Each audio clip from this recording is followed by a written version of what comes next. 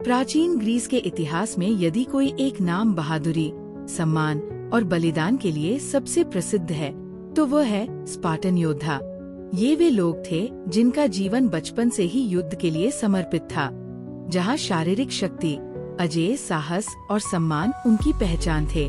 Spartan साम्राज्य की स्थापना एक सरल लेकिन सख्त सिद्धांत पर की गई थी, या तो विजय या सम्मानजनक मृत्यु। स्पार्टा में प्रत्येक पुरुष एक सैनिक था और प्रत्येक महिला एक सैनिकी माँ थी। स्पार्टन समाज एक विशिष्ट साम्राज्य की तरह नहीं था, बल्कि एक सैन्य राष्ट्र था, जहाँ हर बच्चे का जन्मसिद्ध अधिकार योद्धा बनना था। जब बच्चा पैदा होता था तो उसकी तुरंत जांच की जाती थी।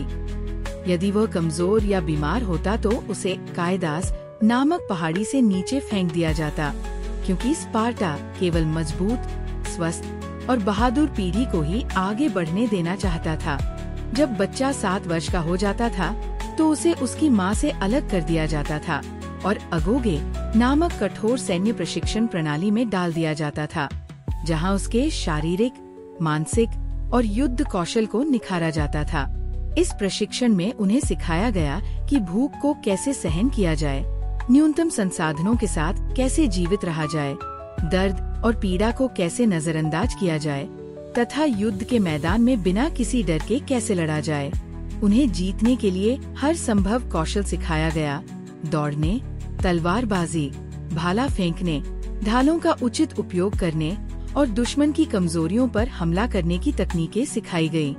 लेकिन सबसे बड़ी बात जो उन्हें सिखाई गई वो ये थी कि स्पार्टन योद्धा कभी हार नहीं मानता।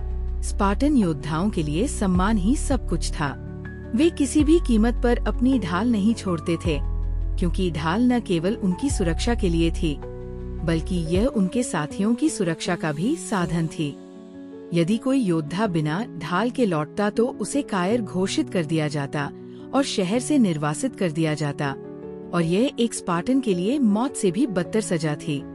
उनकी माताओं ने भी उन्हें प्रोत्साहित किया। जब बेटा युद्ध पर जाता तो माँ कहती, या तो अपनी ढाल लेकर वापस आओ या उस पर एक लाश लेकर। ये वाक्यांश इस बात का प्रतीक था कि स्पार्टन्स अपने सम्मान के लिए मरने को तैयार थे, लेकिन उन्होंने कभी पीठ नहीं दिखाई। स्पार्टन योद्धाओं की सबसे बड़ी परीक्षा 480 ईसा पूर्व में थर्मोपाइले के युद्ध में हुई, जहाँ 300 स्पार्टन योद्धा अपने राजा लियोनिडास के नेतृत्व में फारसी राजा जेरेक्सिस की 200,000 से अधिक की सेना के खिलाफ खड़े हुए। ये जानते हुए कि वे संख्या में कम थे, लियोनिदास और उसके योद्धाओं ने मौत को गले लगाने का फैसला किया। उन्होंने संकरे पहाड़ी दर्रे में इतना प्रतिरोध दिखाया कि फारसी सेना कई दिनों तक एक कदम भी आगे नहीं बढ़ सकी। स्पार्टन्स ने अपनी रणनीति, बहादुरी और कौशल की बदौलत हजारों फारसी सैनिकों को मार गिराया था। लेकिन जब एक गद्दार ने फारसी राजा को स्पार्टन सेना का कमजोर पक्ष दिखाया तो उन्हें चारों तरफ से घेर लिया गया। उस समय लियोनिदास और उसके योद्धाओं ने निर्णय लिया कि वे मर जाएंगे, लेकिन आत्मसमर्पण नहीं करेंगे।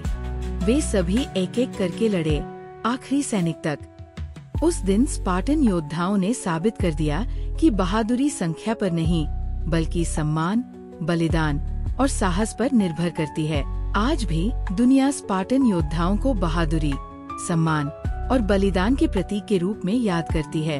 उनकी कहानी हमें सिखाती है कि सच्ची ताकत केवल शारीरिक ताकत में ही नहीं, बल्कि मानसिक और भावनात्मक ताकत में भी निहित होती है।